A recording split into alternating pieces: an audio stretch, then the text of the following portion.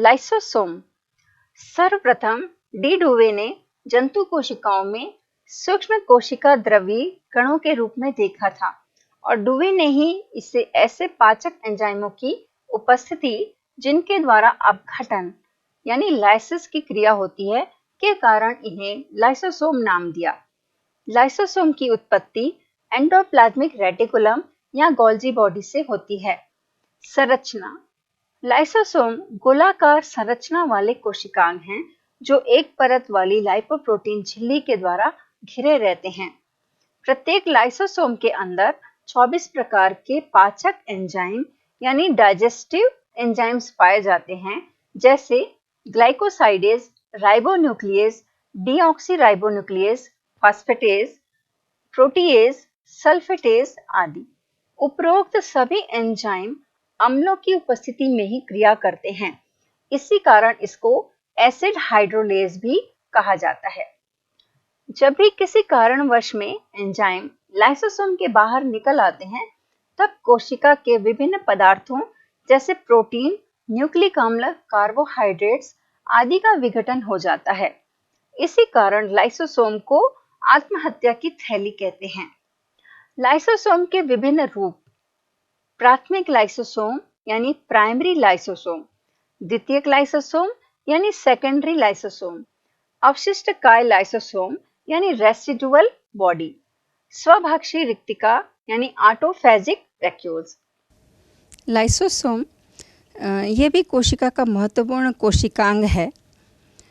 इसकी जो उत्पत्ति है वो ईआर और रफ ईआर यानी कि खुरदरी एंडोप्लाज्मिक रेटिकुलम के द्वारा होती है, या फिर गोल्जी बॉडी के सिस्टर्नी के जो वेसाइकल्स हैं उससे ये कट के अलग हो जाते हैं और वो लाइसोसोम का रूप ले लेते हैं। ये गोलाकार माइक्रोबॉडी के रूप में रहती है और लाइपोप्रोटीन से बनी रहती है।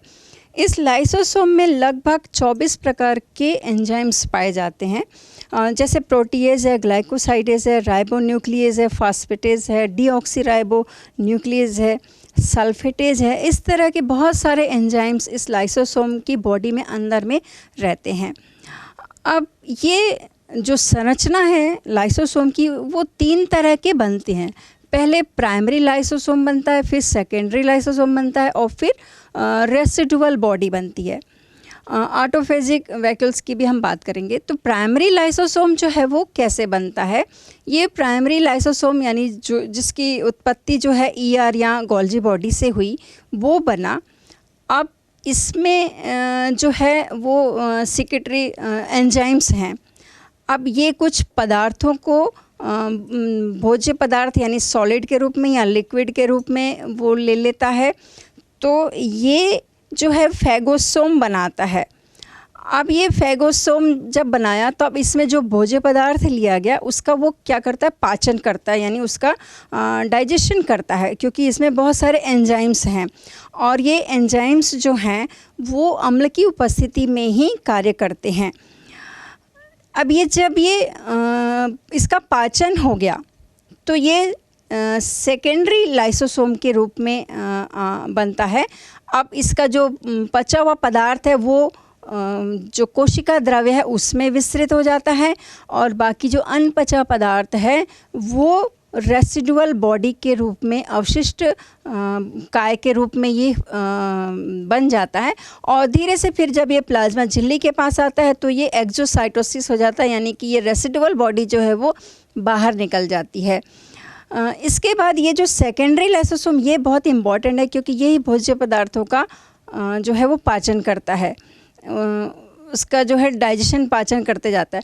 फिर ये ऑटोफेजिक जो है वैक्यूल है वो क्या है? दरअसल लाइसोसोम में चूँकि ये बहुत सारे एंजाइम्स हैं, कभी क्या होता है कि ये मान लो फट गया, लाइसोसोम की जो वॉल है वो फट गई, तो बाहर जैसे ही वो एंजाइम्स निकलते हैं तो वो जितने भी उस कोशिका के जो कोशिकांग हैं वो सबका वो भक्षण कर लेती है, यानी माइटोकॉन्ड्रिया, ईआर, बाकी जितने भी सब हैं उन सब का, क्योंकि उसमें देख रहे हैं आप बहुत तरह के एंजाइम्स पाए जा रहे हैं।